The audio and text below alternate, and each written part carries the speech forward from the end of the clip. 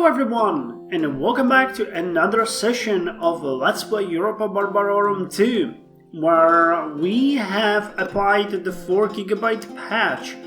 So I'm just hoping that everything will work fine, because so far it seems okay.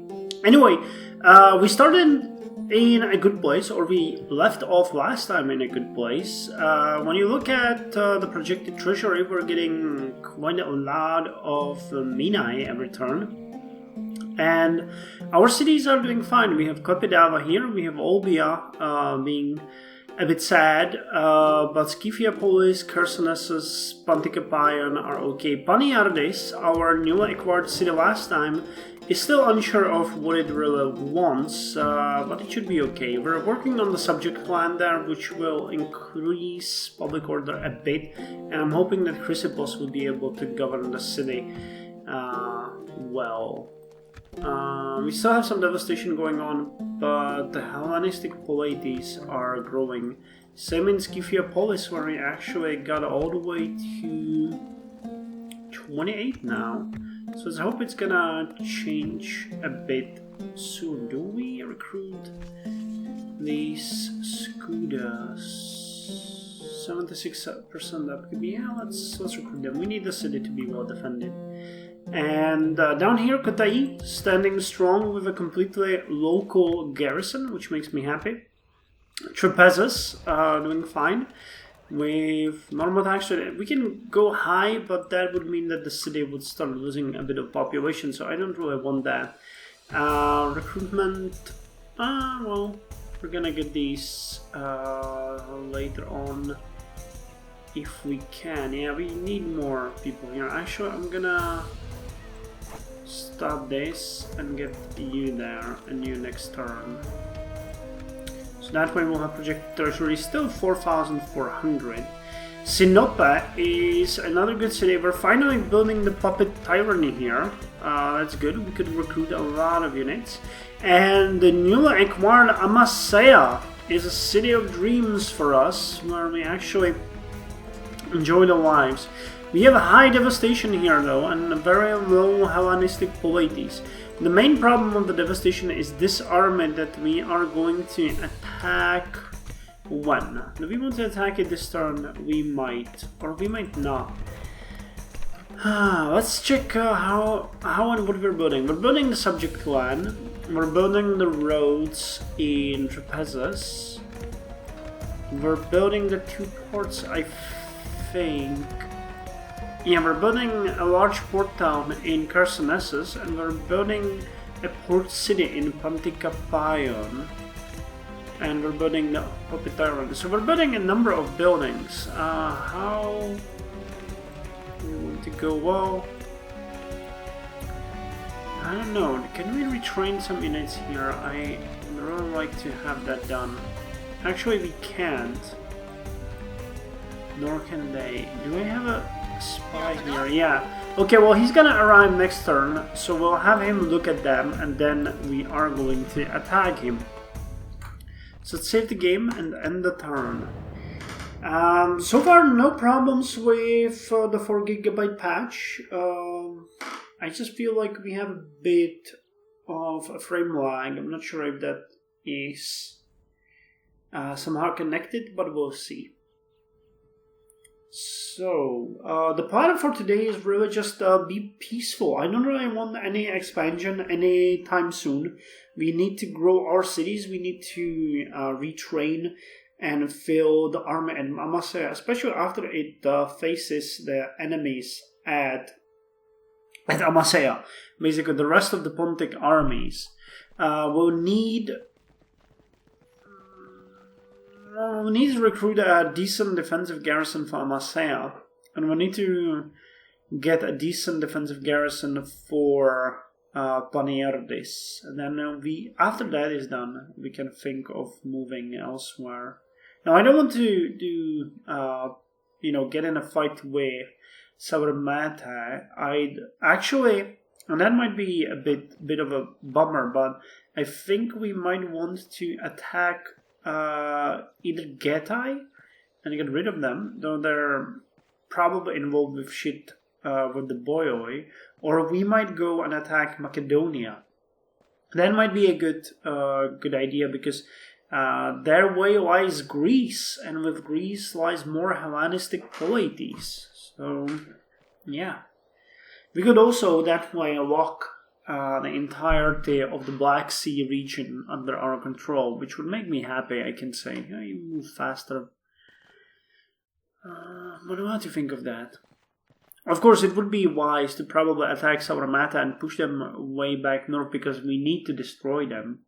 And oh my god, they got parts of Scandinavia. Damn, they're strong. But I don't know if you like getting into shit with them right now. We've gotten what we wanted, and we need to make those cities defendable before we move on. So there in history, 222 BC, the Achaeans refound the palace of Mantinea, renaming it Antigonea. Cleomenes and his new army devastated the countryside around Argos without meeting any resistance. After returning to Laconia, he leads the army back to Argos again in a second raid. King Ptolemaeus withdraws his subsidies to Cleomenes, and Antigonus enters Laconia at the midsummer and encamps opposite Cleomenes' army at Sellasia. In the battle that followed, Antigonus defeated Cleomenes and forced him to escape from Sparta. Antigonus and his army enter Sparta. This is the first time that a hostile army has ever entered into the city since the return of the descendants of Heracles many centuries ago. At this moment, the Macedons recall Antigonus, though, because of an Illyrian invasion, but Antigonus finds time to attend the Nemean Games, which has been delayed because of the war, north of Sparta. He is given many honors there, which annoys the Achaeans. Demetrius of Paros, who had been an ally of Antigonus at Sellasia, extends his power over the towns of Illyria, even some subjects of the Romans.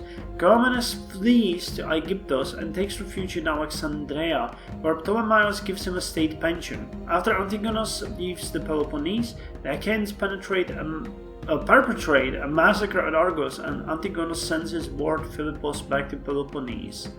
At Babylon, a large quantity of silver and gold is stolen from the Asagila temple. Antiochus' general in Asia Minor, Achaeus, forces Attalus to take refuge in Pergamon. Flammius, consul of the previous year, celebrates the triumph for his victories over the Insubres. The Gauls buy the support of the Gesater after their attempt to sue for peace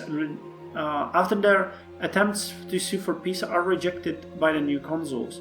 The consul Marcellus defeats the Gauls at Clastidium and kills their chief Viridomarus in single combat. Marcellus captures Mediolanum, the capital of the Insubres, as well as others. Mediolanum, I think that is somewhere around here. Municipio. I think it's this city, maybe. Marcellus captures Mediolanum, the capital of the Insubres, as well as other cities. Hieron of Syracuse sends supplies of grain to Rome. The Insubres finally surrender to the Romani, marking the end of the Gallic War in this era. In Rome, Gaius Varro gains popularity with the Roman people by dubious means. Varro, an Andio, organizes the Iudi Circenses. I think this is Mediolanum. This is the city that they speak of now. So good.